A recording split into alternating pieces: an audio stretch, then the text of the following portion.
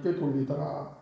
여기서 우리가 13절에 그 시에 큰 지진이 나서 성 10분의 1이 무너지고, 여기까지 우리가 상고를 했죠. 그 시라는 것은 1260일 동안 두 증인이 예언을 하고, 하나님께서 이제 그 철장 권세를 거두시니까 그들이 이제 순교를 하고, 순교를 한 지 3일 반 후에 하나님의 생기가 저들에게 들어가서 그들이 두 발로 일어서고, 그리고 하늘에서 올라오라 하는 음성을 듣고 하늘로 올라가는 그 시각을 말하는 겁니다. 그 시각에 그 시라는 것은 지금 큰 지진이 나서 성 10분의 1이 무너지는 14절에 그것을 둘째화라고 말씀하고 있죠. 둘째화라는 것이 두 증인이 1260일 동안 예언하는 사건을 말하는 것이 아니고, 두 증인이 죽는 사건을 말하는 것도 아니고, 13절에 기록된 이 사건이 둘째화라는 내용인 겁니다. 그런데 둘째화라는 것이 이제 11장에서는 이렇게 기록되어 있지만 9장에서는 분명 여섯째 천사가 나팔을 불었지만 둘째화라는 단어를 쓰질 않으시고, 유브라데 전쟁, 즉 군대의 수만 2만만이고 사람의 3분의 1이 죽임을 당하는 3차 세계전쟁이요 핵전쟁을 말씀을 하시는데, 여기서는 그것을 큰 지진이 나서 성 10분의 1이 무너진다 이렇게만 말씀을 하셨어요. 그러니까 지금 이제 같은 사건을 놓고 이제 다르게 말씀을 하고 계시는 겁니다. 큰 지진이라는 것은 지난 시간에 말씀드렸던 것처럼 2만만, 즉 2억의 군대가 동원이 되고 이 지구상에 있는 인구의 3분의 1이 죽임을 당하는 이와 같은 엄청난 천지가 개벽할 일이 벌어지는 것이죠. 이제 실제 땅이 갈라지는 지진을 말하는 것이 아니라 그와 같은 어마어마한 사건을 의미하는 것이고, 성 10분의 1이 무너진다라는 것은 이제 이때는 예비처 성도들도 예비처로 다 간 그 이후이기 때문에 이 성이라는 것은 바벨성을 의미하는 겁니다. 큰 성 바벨론 음녀교회를 말하는 것이고, 온 지구상의 산지에 있는 모든 도시들이 이제 여기에 해당되는 것이죠. 서울은 물론이고 베이징, 동경, 뉴욕, 파리, 런던, 기타 인도의 뉴델리, 모스크바 등등 말할 것 없이 큰 성 바벨론으로 포함되어 있던 모든 성들 가운데 10분의 1이 무너진다. 그렇게 온 지구상에 있는 대도시의 10분의 1이 다 무너지는 거예요. 핵전쟁이 벌어지게 되어지면 그 당연한 일이죠. 그와 같이 모든 도시, 지구상에 있는 모든 도시에 이제 10분의 1이 무너진다라는 것을 이제 말씀하고 있는 겁니다. 그러면서 이제 그 다음부터 이제 오늘 상고할 내용인데, 이 내용이 이제 상당히 어려운 내용인 겁니다. 물론 요한계시록이 어디가 쉽고 어디가 어렵고 그런 것은 아니라 전체적으로 다 난해한 곳이고 어려운 곳이죠. 그런데 이제 이 부분이 우리가 잘 살펴봐야 되고 정확하게 깨달아야 되는 거예요. 이제 이미 여러 차례 제가 이 부분에 대해서 설교 시간에 이제 말씀을 드려서 이것이 유대인들의 회개하고 유대인들이 이제 하나님께 영광을 돌리며 예수를 그리스도로 영접하는 이 사건이다. 이게 이제 개괄적인 이제 총론은 이미 이제 여러 차례 말씀을 드렸으니까 짐작은 하고 계실 거예요. 그러나 이것이 왜 그렇게 해석이 되어야 되는지, 왜 그렇게 그와 같은 유대인들의 돌아오는 사건으로 이것이 해석이 되어야 되는지를 하나님의 말씀을 통해서 정확하게 깨달으셔야 되는 것이고, 증거를 하되 하나님의 말씀에 딱 근거한 이와 같은 증거가 되어져야만 듣는 상대방도 이제 정확하게 깨달을 수가 있는 것이죠. 그러니까 지금 앞에 계시록 9장에서는 3차 세계전쟁이요, 군대의 숫자만 2억이요, 전 세계 인구의 3분의 1이 죽는데 여기서는 지진에 죽은 사람이 7천이다 이렇게 말씀을 하고 있어요. 그리고 남은 자들이 영광을 하나님께 돌린다. 그러니까 이 부분도 서로 상충되고 있으니까 논리적으로 설명이 안 돼요.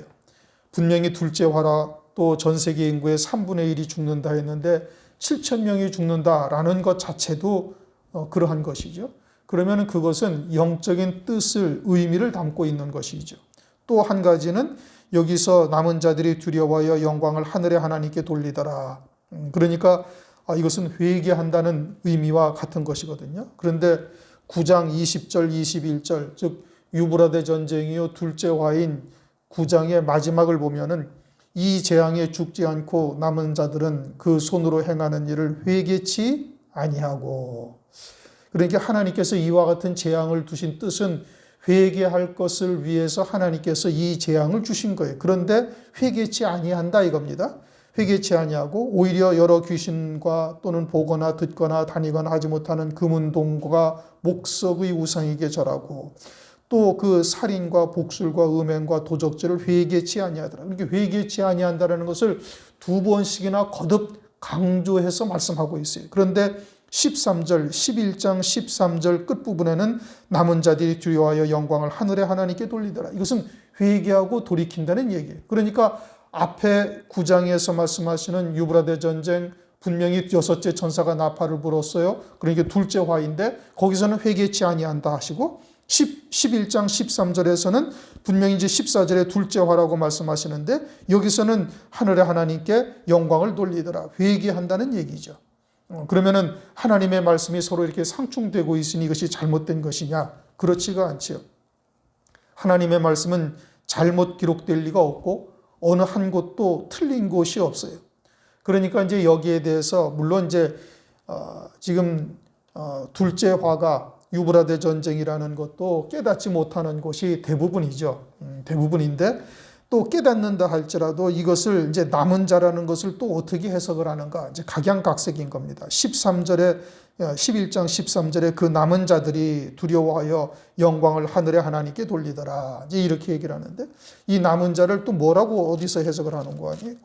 12장을 보면은 12장 17절에 용이 여자에게 분노하여 돌아가서 그 여자의 남은 자손, 여기에 남은 자손이라고 이야기를 하는 겁니다. 그런데 12장은 뭐냐면 해입은 여자에 대한 총론이죠. 금초대 교회에 대한 총론이에요.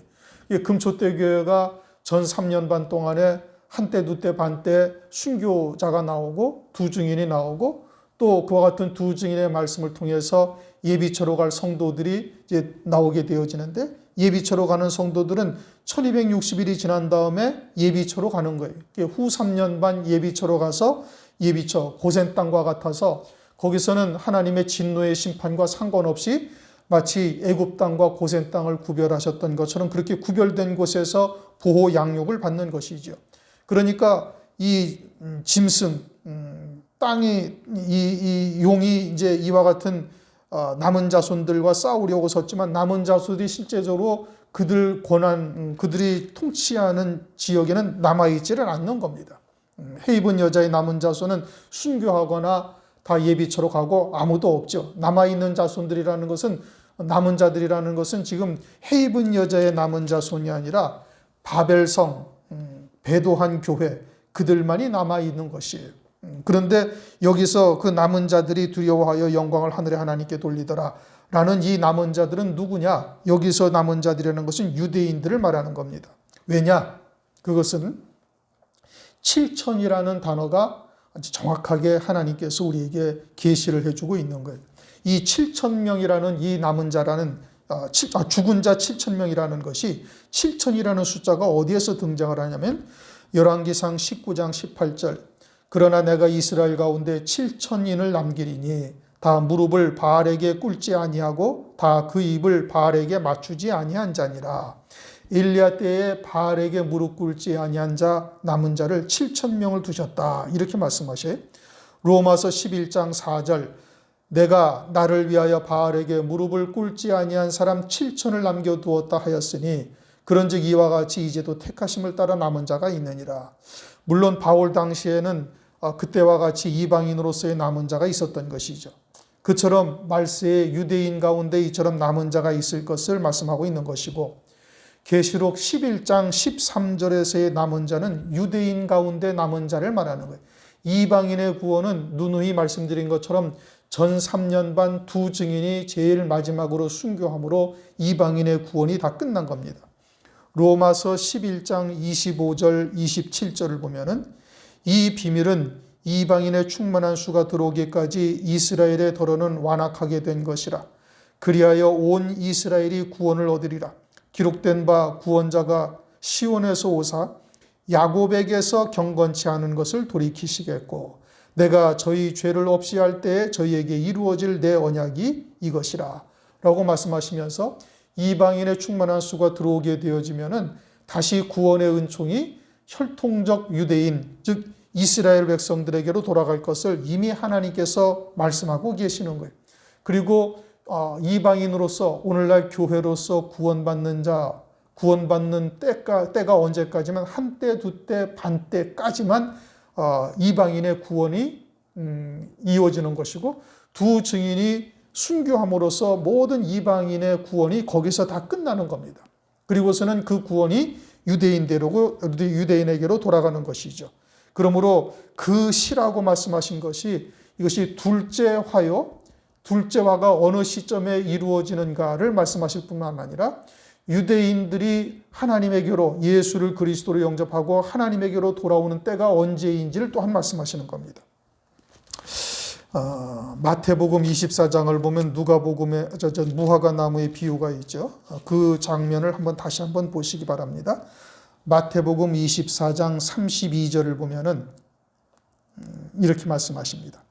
무화과 나무의 비유를 배우라. 그 가지가 연하여지고 잎사귀를 내면 여름이 가까운 줄 아나니 이와 같이 너희도 이 모든 일을 보거든 인자가 문 앞에 이른 줄 알라 하면서 32절에 시기, 때를 말씀하시는 요 소절이 세 가지가 나옵니다. 하나는 가지가 연하여진 때, 그 다음에는 잎사귀를 내는 때, 그리고서는 이제 여름이라는 이제 세 가지의 때를 하나님께서 말씀하고 있어요. 그럼 가지가 연하여졌다라는 것은 이미 이제 몇 차례 말씀을 드린 것 같은데 가지가 연하여졌다는 것은 뭘 말하느냐? 그것은 세계 1차 대전 가운데 유대인들이 화약을 발명함으로써 연합군이 승리할 수 있도록 했어요. 그래가지고 영국의 발포화라는 외상이 발포화 선언이라는 걸 합니다. 유대인들에게 많은 빚을 졌으니 그러니 시오니즘, 즉 유대인들을 이스라엘 땅으로 돌려보내자라는 선포만 하는 거예요. 이건 단순히 영국의 외상이 선포했어요. 그냥 발포와 선언이에요. 그러니까 가지가 연하여진 것은 아직 무슨 특별한 징조가 보이지도 아니한 겁니다. 그러니까 세계 1차 대전으로 인해서 가지가 연하여진 것과 같이 이 세계사에 유례 없이 이제 이스라엘 백성들을 유대 땅으로 돌려보내도록 하자라는 발포와 선언만 나온 겁니다.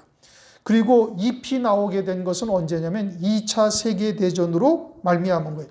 2차 세계대전 후에 유대 나라를 유엔에서 독립을 선포해버리고 그러자 1948년 이스라엘이 독립하게 되는데 이스라엘이라는 나라가 독립을 하니까 잎이 난 거죠.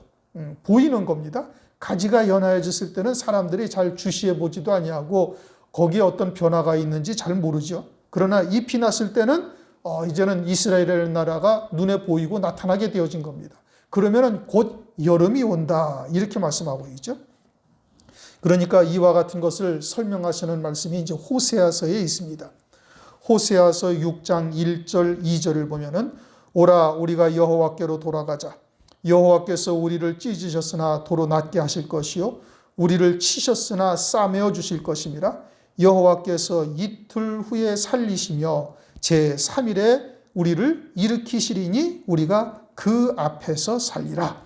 호세아서 6장 1절 2절에 이렇게 말씀을 하셔요. 이틀 후에 살리시고 3일에 하나님께서 우리를 일으키시니 그 앞에서 살리라. 이틀 후에 살리셨다는 것은 1948년 이스라엘 나라가 독립하게 된 것을 말씀하고 있는 겁니다. 그리고 제3일에 일으키리라는 것은 이제 오늘날 그리스도께서 이 땅에 오신 이후 제3일째를 우리가 살아가고 있죠. 이 제3일째 이스라엘 백성들의 속 심령이 살아나게 되어져서 하나님 앞에서 그 심령이 온전한 자로 일으켜 세워지고 그 앞에서 살게 되어지는 것을 말하는 것이고 그것은 예수님을 그리스도로 영접하는 이와 같은 일들이 벌어지게 되어질 것을 말씀을 하고 있어요. 또 한 가지 에스겔서 21장 14절을 한번 보시기 바랍니다. 에스겔서 21장 14절 에스겔 21장 14절에 뭐라고 말씀하시고 있는가 하니 그러므로 인자야 너는 예언하여 손뼉을 쳐서 칼로 3번 거듭 씌우게 하라. 이 칼은 중상케 하는 칼이라. 아멘. 에스겔 선지자는 바벨론의 포로로 잡혀간 선지자예요.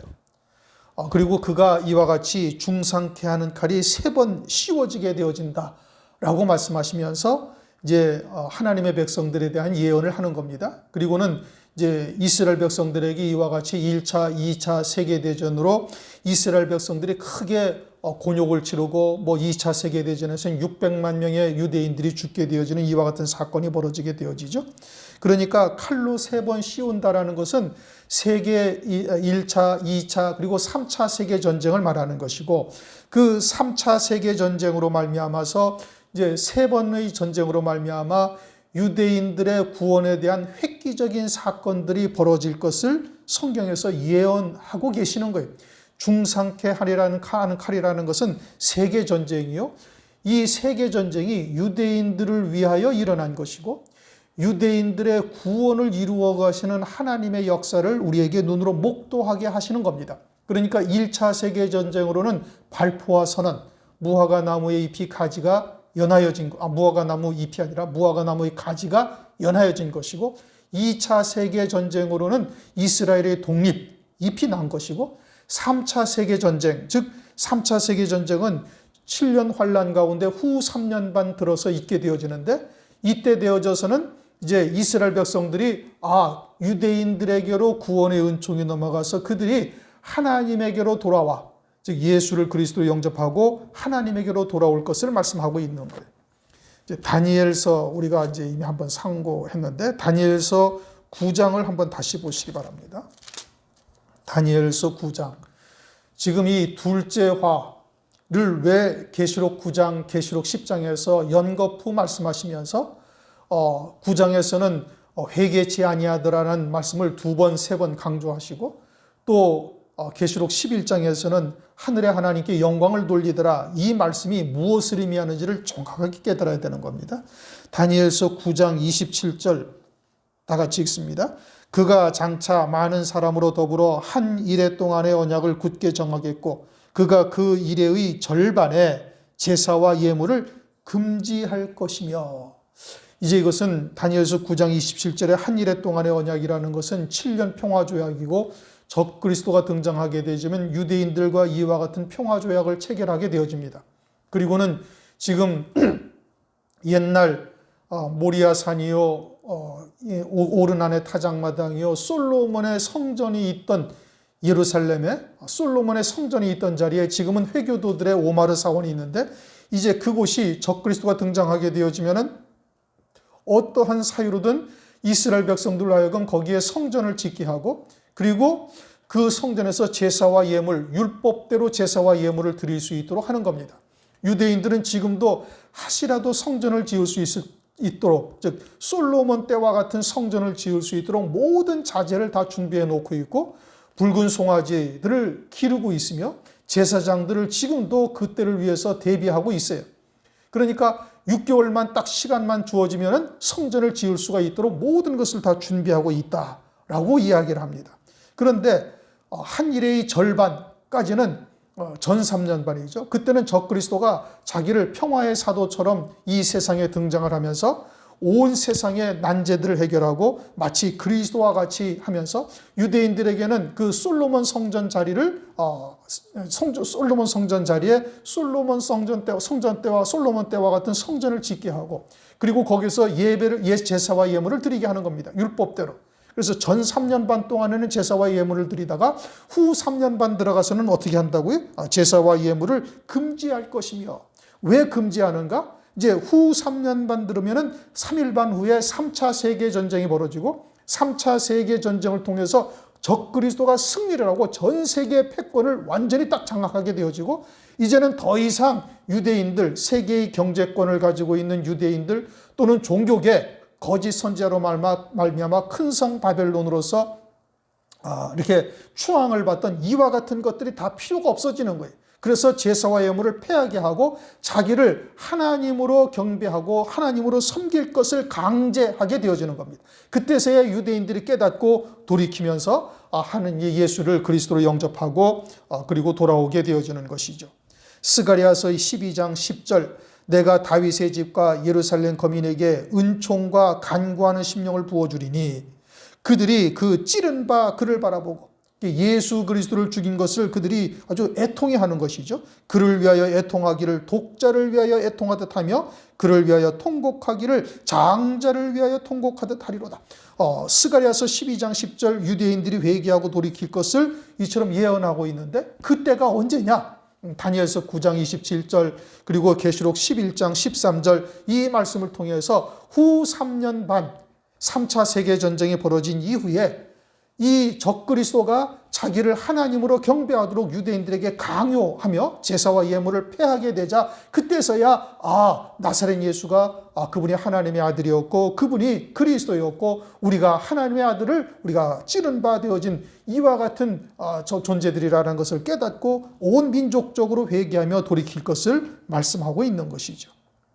그러니 유대인들의 회개, 즉 11장에서는 유대인들이 회개할 것을 말씀하시는 것이요 9장에서는 회개치 아니하더라 회개치 아니하더라 말씀하시는 것은 이방인들의 구원이 끝났음을 말하는 것이고 둘째 화 역시도 이방인들에게 회개할 기회를 주시기 위해서 하나님께서 베푸신 은총적 역사라는 것을 말하고 있는 거예요.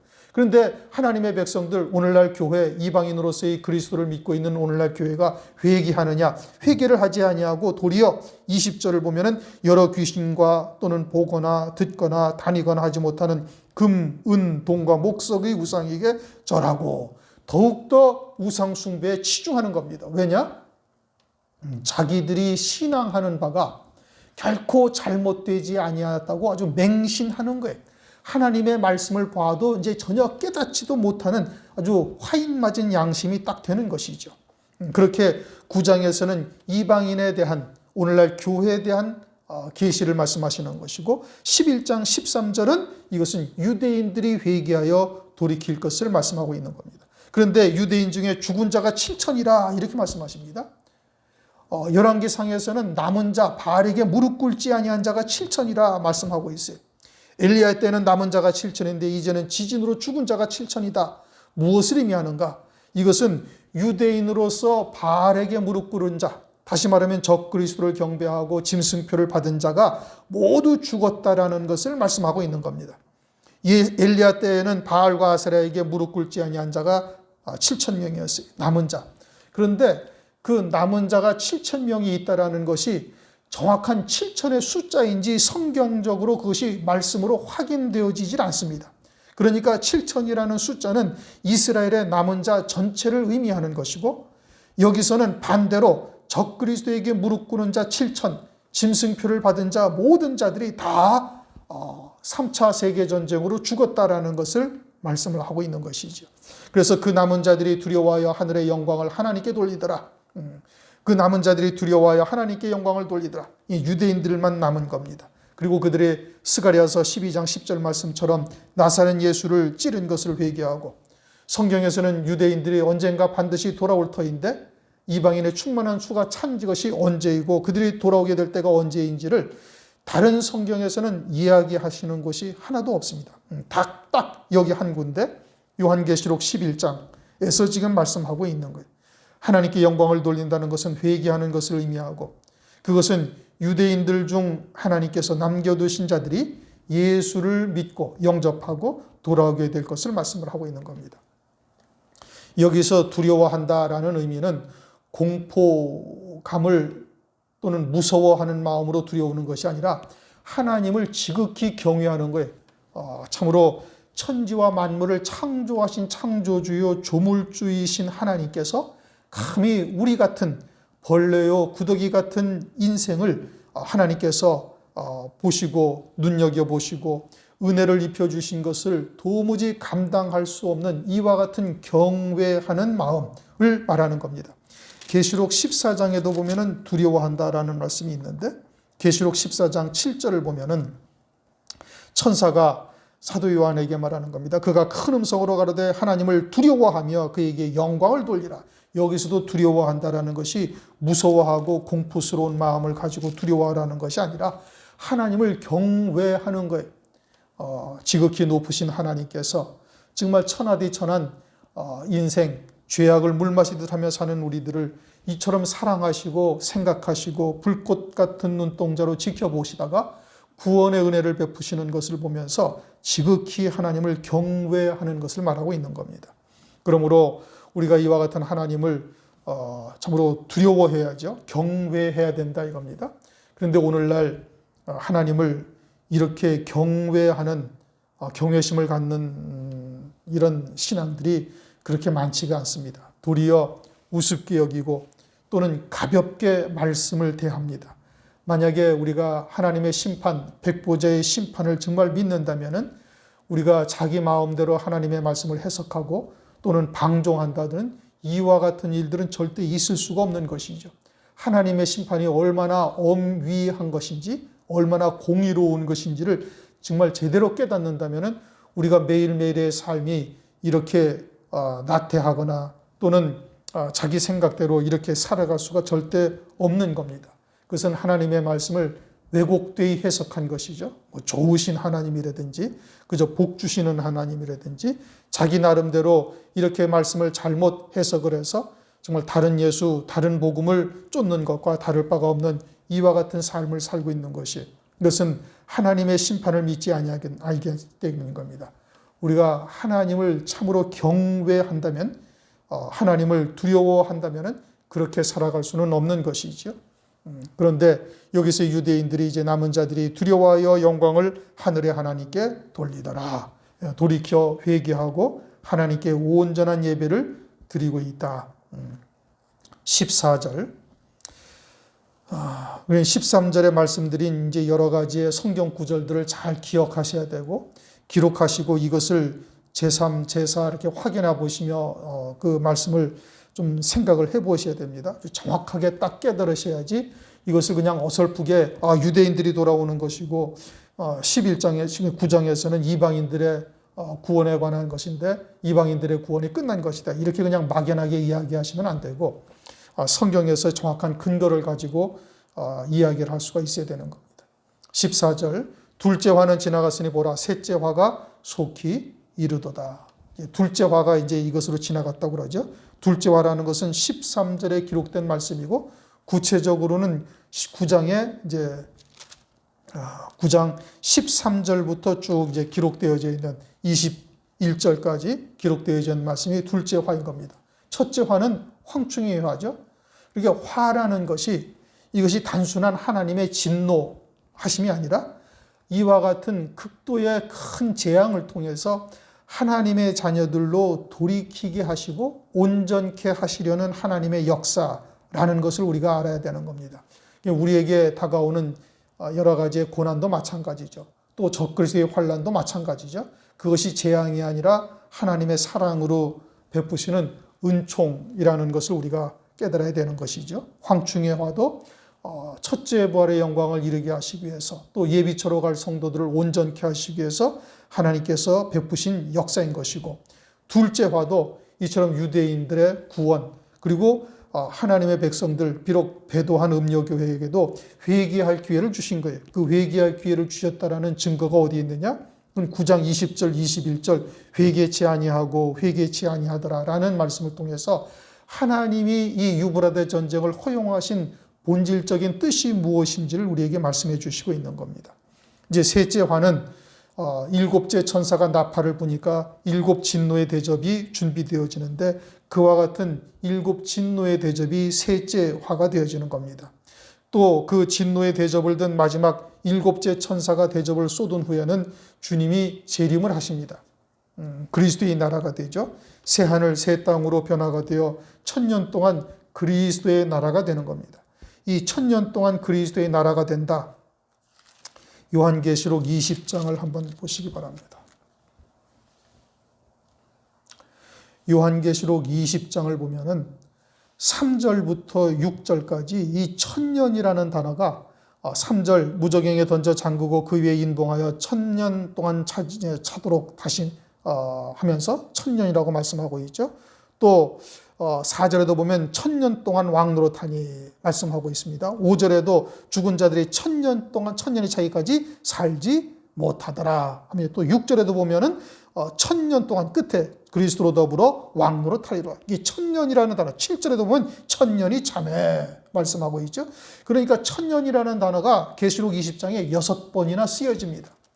그러니까 1000년이라는 단어가 6번이나 쓰여졌다는 것은 한 번만 쓰여져도 우리가 가볍게 생각하고 넘어갈 수가 없는 것인데, 이것을 상징적으로 해석해서는 아니 된다는 뜻인 것이죠.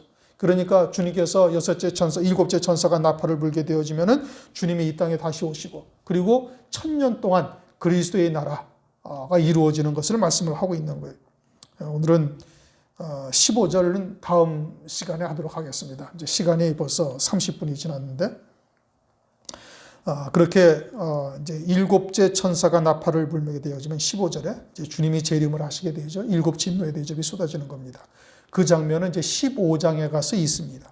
그러니까 12장부터 14장까지는 지금 여기서 이제 일곱째 천사가 나팔을 분다라고 말하고 있는데, 일곱째 천사는 15장에 있으니 12장, 13장, 14장은 중간 계시라고 이렇게 일반적으로 학술적으로 그렇게 구분을 해서 얘기합니다. 12장에는 해 입은 여자에 대해서 말씀하고 있죠. 즉 일곱 금초대의 교회에 대한 총론적인 설명을 하시는 겁니다. 13장에는 일곱 머리 열불 짐승 적그리스도와 거짓 선지자를 말씀하고 있어요. 그리고 14장에는 14만 4천의 하나님의 종들과 큰 성 바벨론의 영원한 멸망에 대해서 말씀하십니다. 그리고는 15장에 가면은 이제 일곱 진노의 대접이 이제 시작되게 되는 것이죠. 그러니 하나님의 말씀이 아주 주도면밀하게 조금도 틀림이 없이, 허술한 것이 없이 아주 정확하게 기록되어져 있음을 우리가 잘 살펴볼 수가 있고, 그러한 하나님의 말씀을 우리가 믿고 이 마지막 때에 끝까지 깨어 있어서 남은 자의 반열에 서서 우리가 함께 주님과 함께 오는 흰 말을 타고 희고 깨끗한 세마포를 입고 오는 그 무리에 함께 할 수 있기를 주님의 이름으로 축원합니다.